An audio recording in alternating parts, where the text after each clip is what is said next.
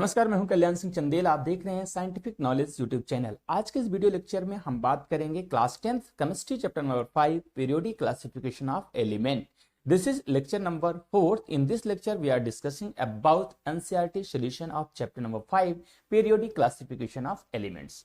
Exam की preparation आपने शुरू कर दी होगी। एग्जाम की डेट डिसाइड हो चुकी है। लगभग 4 मई से आपकी बोर्ड एग्जामिनेशन होने वाले हैं। अपने पास पर्याप्त समय है, इसलिए लगातार हमारे साथ बने रहिए। एक एक चैप्टर के एक एक टॉपिक्स को और बेहतरीन क्वेश्चनों को संग्रह हम यहाँ पर एक एक करके पेश करने वाले हैं, जिसमें आप देखेंगे MCQs question, 1 mark question, 2 mark question, 5 mark question किस तरह से पूछे जाते हैं और बोर्ड एग्जाम की दृष्टि से तैयारी अपनी कैसी हो सकती है, उन सारी क्वेश्चनों के बारे में भी हम डिस्कस करेंगे। फिलहाल शुरू करते हैं आज का lecture NCERT solution chapter number 5।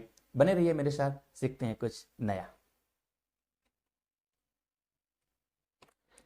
अगर आपके पास एनसीईआरटी बुक है तो पेज नंबर 91 ओपन कर लीजिए, क्योंकि 91 पेज नंबर में आपके जो एक्सरसाइज के क्वेश्चन हैं वो दिए हुए हैं। चलिए शुरू करते हैं। सबसे पहला क्वेश्चन दिया हुआ है, विच of the following statement is not a correct statement, यानी कौन सा स्टेटमेंट इनकरेक्ट है। आगे लिखा हुआ है statement about the trends when going to left to right, यानी अगर मॉडर्न पीरियोडिक टेबल में लेफ्ट से राइट की ओर जाएंगे तो जो चेंजेस आते हैं पीरियोडिक टेबल में, उनमें से नीचे 4 आपके ऑप्शन दिए हुए हैं, 4 आपके स्टेटमेंट दिए हुए, कौन सा इनकरेक्ट है आपको बताना है। तो first statement is the elements become less metallic nature, यानी लेफ्ट से राइट जाएंगे तो मेटेलिक नेचर क्या होगा, लेस होगा, मतलब कम होगा। तो बिल्कुल सही स्टेटमेंट है। फर्स्ट ग्रुप के सबसे ज्यादा हाई मेटेलिक होते हैं, लेफ्ट से राइट में जाएंगे तो मेटेलिक प्रॉपर्टीज डिक्रीज होती है और नॉन मेटेलिक प्रॉपर्टी इंक्रीज होती है। The statement is correct. Next बोलता है the number of valence electrons increases. तो पीरियोडिक टेबल में अगर पीरियड्स की बात करें तो वहां पर जो नंबर ऑफ सेल्स होते हैं वो कभी भी इंक्रीज नहीं होते हैं, सेम होते हैं, चाहे फर्स्ट ग्रुप की बात करें चाहे 18 ग्रुप की बात करें। तो ये स्टेटमेंट भी करेक्ट है। Third statement is showing the atom lose their electrons more easily. Left से राइट जाने में जो एटम्स हैं वो आसानी से इलेक्ट्रॉन लूज करते हैं, तो ये इनकरेक्ट स्टेटमेंट है, क्योंकि जो फर्स्ट ग्रुप होता है वो सबसे ज्यादा आसानी से इलेक्ट्रॉन लूज करता है। तो the statement is correct. Fourth statement is saying the oxide become more acidic. जो ऑक्साइड्स होते हैं वो लेफ्ट से राइट जाने में ज्यादा एसिडिक होंगे, तो बिल्कुल सही है, क्योंकि जो नॉन मेटेलिक ऑक्साइड होते हैं वो एसिडिक नेचर के होते हैं और नॉन मेटेलिक जो एटम्स होते हैं, जो एलिमेंट्स है, वो कहां पर है, राइट साइड में। तो ये स्टेटमेंट भी आपका करेक्ट है। जबकि क्वेश्चन आपका क्या पूछ रहा है कि कौन सा स्टेटमेंट इनकरेक्ट है, तो आपका थर्ड यानी सी ऑप्शन क्या होगा, करेक्ट ऑप्शन यहां पर माना जाएगा, क्योंकि ये आपका इनकरेक्ट स्टेटमेंट कहा जाएगा। चलिए आगे देखते हैं question number 2। Question number 2 is saying element x, कोई एलिमेंट है उसका नाम दे दिया है x, form a chloride with the formula XCl2, which is a solid and high melting point. X would most likely to be the same group of periodic table as. यानी आपको एक उस एलिमेंट का नाम बताना है जिसका नाम यहाँ पर X दिया गया, लिखा हुआ है कि क्लोराइड के साथ रिएक्शन करता है तो XCl2 मानता है। चलिए मान लेते हैं ये आपका एक एलिमेंट है X और ये आपका क्लोरीन है। जब हम कोई भी कंपाउंड बनाते हैं तो मैंने आपको एक ट्रिक बताई थी कि आपका जो एलिमेंट है इसके नीचे इसकी वैलेंसी लिखेंगे और इसके नीचे इसकी वैलेंसी लिखेंगे। तो अगर ऊपर फार्मूला देखोगे तो फार्मूला से स्पष्ट समझ में आ रहा है कि जो आपका एक्स है उसकी जो प्रॉपर वो वैलेंसी होगी कितनी होगी, 2 होगी, तभी वो यहाँ पर जाकर Cl2 बनाएगा, ठीक है। और X की वैलेंसी 1 हो, क्लोरीन की वैलेंसी 1 होती है, आपको पता है। तो X अगर इधर जाएगा तो इस तरह से बनेगा। तो क्या बनेगा, इसका मतलब ये हमें पता चल गया कि जो आपका X एलिमेंट है उसकी वैलेंसी कितनी है, 2। जब उसकी वैलेंसी 2 है तो देख लेते हैं, हमारे पास 4 ऑप्शन दिए हुए हैं। सोडियम की वैलेंसी +1 होती है, मैग्नीशियम की वैलेंसी +2 होती है, एल्युमिनियम की वैलेंसी +3 होती है और सिलिकॉन की वैलेंसी +-4 होती है। तो जब +-4 होती है तो ऑप्शन कौन सा करेक्ट होगा, ऑप्शन नंबर बी Mg++, ठीक है। चलिए आगे देखते हैं question number 3। Question number 3 is saying which element has 2 shell, which element has 2 shell both of which are completely filled with electron. कहता है 2 सेल हैं और दोनों सेल जो है पूरी तरह से भरे हुए हैं। तो 2 सेल की बात करें तो पहला सेल में 2 इलेक्ट्रॉन है, दूसरे वाले में 8 इलेक्ट्रॉन है और दोनों कंप्लीटली फिल हैं, यानी टोटल नंबर ऑफ इलेक्ट्रॉन कितने हो गए, 10। जब 10 इलेक्ट्रॉन है 10 प्रोटॉन होंगे, 10 प्रोटॉन मतलब 10 एटॉमिक नंबर, तो 10 atomic number is neon. Clear, okay. Next question B, the electronic configuration of 2a2, 8 2 10 2 12, atomic number 12 कौन सा होगा, मैग्नीशियम। ये आपका राइट आंसर हो गया। चलिए ऑप्शन नंबर सी देखते हैं। अ total of 3 shells with 4 electrons it's valence silicon. कहते 3 शेल्स हैं और लास्ट वाले में 4 इलेक्ट्रॉन है, तो पहले वाले में 2, दूसरे वाले में 8 एंड थर्ड वाले में 4, लास्ट में 4 है, तो कितने हो गए 8 2 10 4 14, यानी 14 इलेक्ट्रॉन्स हो जाते हैं। इसका मतलब एटॉमिक नंबर 14। तो एटॉमिक नंबर 14 किसका होता है? सिलिकॉन का। Next question D, a total of 2 shells with 3 electrons in its valence shell. A total of 2 shells कितनी है? 2 हैं, विथ 3 इलेक्ट्रॉन्स, और लास्ट वाले में कितने हैं? 3 हैं, तो पहले वाले में 2, दूसरे वाले में 3, कितने हो गए? 5 इलेक्ट्रॉन्स अगर लास्ट वाले 5 इलेक्ट्रॉन्स अगर टोटल है तो एटॉमिक नंबर 5, और atomic number 5 contains boron. Next and last question of this question, twice as many electrons in its second shell as in its first shell. First shell में और second shell में, first shell में और second shell में जो difference है, यहां पर क्वेश्चन समझना, twice as many electrons in its second shell, यानी फर्स्ट वाले सेल की अपेक्षा सेकेंड में क्या है? डबल है, ट्वाइस है। तो क्या होगा? मान लेते हैं कि फर्स्ट वाले सेल में 2 इलेक्ट्रॉन है, तो दूसरे वाले में कितने हैं? ट्वाइस मतलब डबल, 4, तो टोटल इलेक्ट्रॉन्स कितने? 6 इलेक्ट्रॉन मतलब carbon. That is your answer. Hope you have understand. Next question number 4. Question number 4 is saying what property do all elements in the same column of the periodic table as boron have in common? कह रहा है कि boron जिस group में है उस group में, उस कॉलम में जितने भी एलिमेंट्स हैं उनकी सबका कॉमन प्रॉपर्टी क्या है? तो हमें पता है कि जो आपका बोरान है वो आपका किस में आता है? नाइट्रोजन फैमिली में आता है, ठीक है। तो उनकी सबकी वैलेंसी कितनी होती है? 3 होती है, कॉमन वैलेंसी। सेकंड कहता है कि what property do all elements in the same column in periodic table as fluorine. तो फ्लोरीन आपको पता है 17 नंबर ग्रुप में होता है, और 17 ग्रुप में कॉमन क्या है? सबकी वैलेंसी 1 होती है। क्लोरीन, ब्रोमीन, फ्लोरीन, आयोडीन, ये सभी उसी में आते हैं। Next question, question number 5। Question number 5 is saying an atom has electronic configuration 287, यानी कोई एटम है जिसका इलेक्ट्रॉनिक कॉन्फ़िगरेशन कितना है? 287। 287 मींस एटॉमिक नंबर 17, और एटॉमिक नंबर 17 किसका होता है? तो एटॉमिक नंबर 17 होता है आपका क्लोरीन का। आगे कहता है कि what is the atomic number of this element. सभी को पता है एटॉमिक नंबर कितना हो जाएगा? 17 हो जाएगा, क्योंकि इलेक्ट्रॉनिक कॉन्फ़िगरेशन दिया हुआ है, तो electronic number is 17।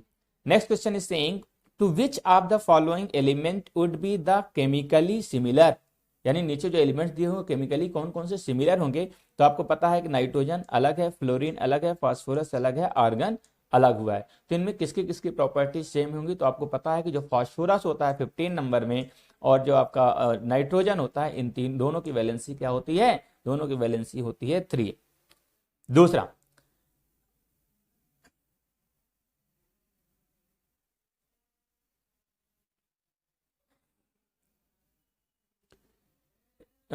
question to which of the following element would be the chemically similar, atomic numbers are given in the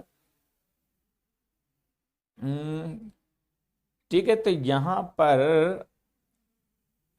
it would be the chemically similar to fluorine 9 with electronic configuration 27। तो यहां पर आप correct answer कर लीजिए। जो आपका sodium होता है, वो सॉरी, जो आपका नाइट्रोजन होता है, नाइट्रोजन कितना होता है? नाइट्रोजन होता है 2 5, और अगर हम फास्फोरस की बात करें तो फास्फोरस 15 होता है, तो 2 8 और 5 दोनों जो है एक ही ग्रुप में आ रहे हैं, इसलिए दोनों की प्रॉपर्टीज क्या होंगी? सिमिलर होंगी। There are correct option is nitrogen and phosphorus. चलिए सॉरी, यहाँ पर अगर हम ये प्रॉपर्टी जो हमने बताया था वो थोड़ा सा डिफरेंट हो रही है। क्वेश्चन आपका कहता है एटम हैज इलेक्ट्रॉनिक कॉन्फ़िगरेशन 287, यानी वो एटम जिसका एटॉमिक नंबर 287 है, जिसको हम क्लोरीन कहते हैं, उससे प्रॉपर्टीज किसकी सिमिलर होंगी? तो द राइट आंसर होगा फ्लोरीन का, क्योंकि फ्लोरीन में भी क्या होता है? 2 और 7 होता है, तो फ्लोरीन आपका करेक्ट आंसर होगा, क्योंकि फ्लोरीन और क्लोरीन दोनों की प्रॉपर्टीज क्या होंगी? सिमिलर होंगी। आगे चलते हैं question number 6। Question number 6 is saying the position of 3 elements A, B and C in the periodic table are shown below. आपने क्वेश्चन देख लिया। क्वेश्चन में आपके दो ग्रुप दिए हुए हैं, एक आपका ग्रुप 16 है, एक ग्रुप 17 है। ग्रुप 16 में एक एलिमेंट है जिसको हम बी कंसीडर कर रहे हैं, और ग्रुप 17 में 2 एलिमेंट्स हैं जिसमें आपको ए और सी कंसीडर कर रहे हैं। आइए क्वेश्चन पे चलते हैं। क्वेश्चन कहता है कि state whether A is a metal और नॉन मेटल। आपको बताना है कि ए जो है वो मेटल है या फिर नॉन मेटल है। तो सिंपल सा ए कहां पर है, 17 ग्रुप में, और 17 ग्रुप में जितने भी होते हैं वो सभी क्या होते हैं, नॉन मेटल होते हैं। जब नॉन मेटल है तो आपका ए भी क्या होगा, नॉन मेटल होगा। सेकंड क्वेश्चन कहता है कि state whether C is more reactive और लेस रिएक्टिव देन ए, यानी सी ज्यादा रिएक्टिव हो या ए ज्यादा रिएक्टिव है। तो इस पीरियोडिक टेबल में अगर आप ध्यान से देखो ए और सी में, तो ए जो है आपका ऊपर है, ऊपर से नीचे जाते हैं तो रिएक्टिविटी क्या होती है, कम होती है। तो जब रिएक्टिविटी आपकी कम होगी तो A is less reactive than C is less reactive than A, यानी ए जो है वो हाई रिएक्टिव होगा और सी क्या होगा, लेस रिएक्टिव होगा, क्योंकि ऊपर से नीचे आ रहे हैं। आई क्वेश्चन नंबर सी इसमें कहता है कि विल सी बी लार्जर और smaller in size than B, यानी सी जो है वो बी से बड़ा होगा या छोटा होगा।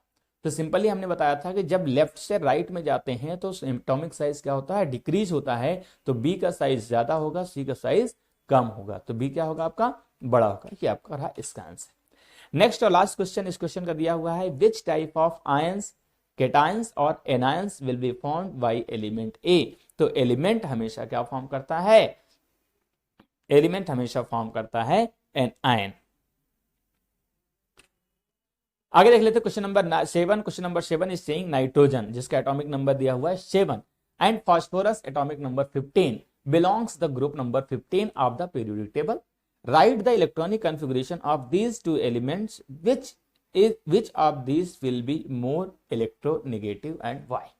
दोनों का इलेक्ट्रॉनिक कॉन्फ़िगरेशन करना है। जैसे हम बात करते हैं एटॉमिक नंबर नाइट्रोजन का, तो नाइट्रोजन का इलेक्ट्रॉनिक कॉन्फ़िगरेशन सिंपली करेंगे तो आएगा 2 और 5, पहले भी हमने आपको बता दिया था।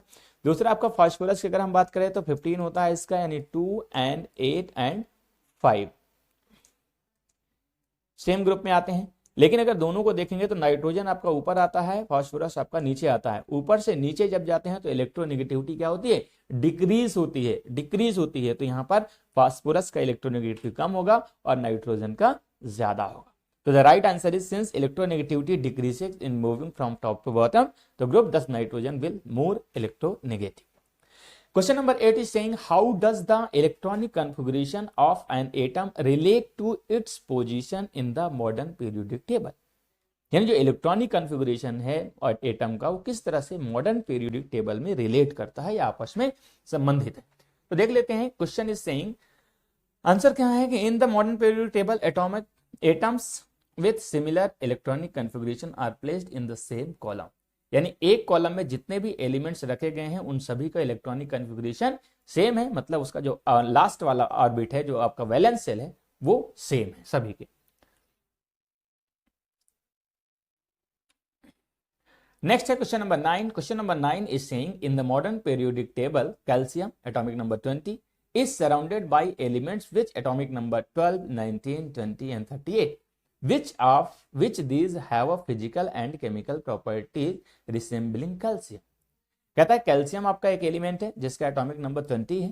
कैल्शियम के चारों तरफ 12, 19, 21 एंड 38 एलिमेंट्स रखे हुए हैं। आपको बताना है कि कैल्शियम से इनकी प्रॉपर्टीज किससे सिमिलर होंगी। तो सिंपल सा हम बात करते हैं, कैल्शियम जिस ग्रुप में रखा हुआ है, जैसे मान लेते हैं अगर कैल्शियम मान लेते हैं यहाँ पर है, ये आपका कैल्शियम है, तो कैल्शियम के ऊपर आपका कोई एलिमेंट होगा, यहाँ पर एक, यहाँ पर एक, यहाँ पर एक, यहाँ पर, तो इन तीनों की प्रॉपर्टीज क्या होंगी आपकी, सिमिलर होंगी according to modern periodic table. तो you can say the element which atomic number 12 has same chemical properties in that the calcium, this is because both are have same number of valence electrons. आइए हम बात करते हैं question number 10 की। Question number 10 is saying compare the contract the arrangement of elements in Mendeleev periodic table and the modern periodic table. यानी Mendeleev periodic table और modern periodic table का जो अरेंजमेंट है उन दोनों में डिफरेंस क्या है, आइए डिस्कस करते हैं। तो फर्स्ट पॉइंट अगर हम बात करें तो elements are arranged in the increasing order of their atomic masses. यानी मेंडलीव ने जो अपना पीरियोडिक क्लासिफिकेशन दिया था तो उन्होंने सभी एलिमेंट्स को उनके इंक्रीजिंग ऑर्डर में, सभी एलिमेंट्स को उनके एटॉमिक मास के इंक्रीजिंग ऑर्डर में रखा था। जबकि जब मॉडर्न पीरियोडिक टेबल हेनरी मोजले ने दी थी तो उन्होंने सभी एटम्स को उनके एटॉमिक मास के इंक्रीजिंग ऑर्डर में रखा था। That is the basic difference between Mendeleev periodic table and modern periodic table. Next question is there are 8 groups, बिल्कुल है, जो आपका मेंडलीव का पीरियोडिक टेबल था वहां पर 8 ग्रुप थे, जबकि मॉडर्न पीरियोडिक टेबल में 18 ग्रुप्स हैं। Next difference, each groups are subdivided into subgroup A and B, यानी जो आपके मेंडलीव के पीरियोडिक टेबल में जो कॉलम्स थे, जो ग्रुप्स थे, उनको उन्होंने सब ग्रुप ए और बी में डिवाइड किया था, जबकि मॉडर्न पीरियोडिक टेबल में ऐसा कुछ भी नहीं है। Next difference, group for noble gas was not present in noble gas will not discovered by that. उस समय नोबल गैस डिस्कवर्ड नहीं थी, तो उनके लिए कोई भी जगह नहीं थी। लेकिन अगर हम बात करें मॉडर्न पीरियोडिक टेबल में, तो ग्रुप नंबर 18, जिसे हम जीरो ग्रुप भी कहते हैं, वहां पर जितने भी नोबल गैसेज हैं वहां placed. Next difference, there was no place for isotope, isotope के लिए कोई भी जगह नहीं थी, क्योंकि आपको पता है कि अगर हम एटॉमिक मास के इंक्रीजिंग ऑर्डर में अरेंज करेंगे तो हाइड्रोजन के 3 एटॉमिक मास, 3 आइसोटोप्स हैं, तो फर्स्ट सेकेंड थर्ड तीनों के लिए डिफरेंट प्लेस की रिक्वायरमेंट थी, ऐसा उसमें कोई भी स्थान नहीं था। बट जब मॉडर्न पीरियोडिक टेबल की बात करेंगे तो वहां पर आप देखेंगे कि मॉडर्न पीरियोडिक टेबल में एटॉमिक मास का कोई झंझट है ही नहीं, सीधे एटॉमिक नंबर की बात करते हैं। हाइड्रोजन एक एटॉमिक नंबर होता है, तो उसके लिए 1+ जो ऑलरेडी डिसाइडेड थी। तो इस तरह से आपका जो मॉडर्न पीरियोडिक टेबल है, या फिर कह सकते हैं कि क्लासिफिकेशन ऑफ एलिमेंट्स की बात करते हैं, पीरियोडिक टेबल की बात करते हैं, चैप्टर नंबर 5 की बात करते हैं, वो टोटली कंप्लीट हो चुका है। इसको हमने पूरे 4 लेक्चर्स में कंप्लीट किया है। फर्स्ट लेक्चर, सेकेंड लेक्चर में हमने बात की थी थ्योरी पार्ट की, जो बहुत अच्छे से हमने एक्सप्लेन किया है। डिस्क्रिप्शन में उनकी लिंक है, अगर अभी तक आपने नहीं देखा तो जाके देख सकते हैं। इसके बाद हमने थर्ड लेक्चर में बात की थी कुछ इंपॉर्टेंट क्वेश्चंस की। अगर आपके पास एनसीईआरटी बुक है तो आप देखेंगे डिफरेंट पेज में डिफरेंट टाइप्स के क्वेश्चंस दिए हुए, उन सारे क्वेश्चंस को हमने लिया था, उनके डिटेल्स में डिस्कस की थी, और आज के इस लेक्चर में हमने डिस्कस किया एनसीईआरटी सॉल्यूशन की। अगर आपको वीडियो पसंद लगते हैं, आपको लगता है कि आपके बोर्ड एग्जाम के दृष्टि से हेल्पफुल है, तो please like and share. And thanks for watching this video. Please like and share and subscribe our channel and press the bell icon for daily notification. Thank you so much. Bye bye. Take care. Jai Hind.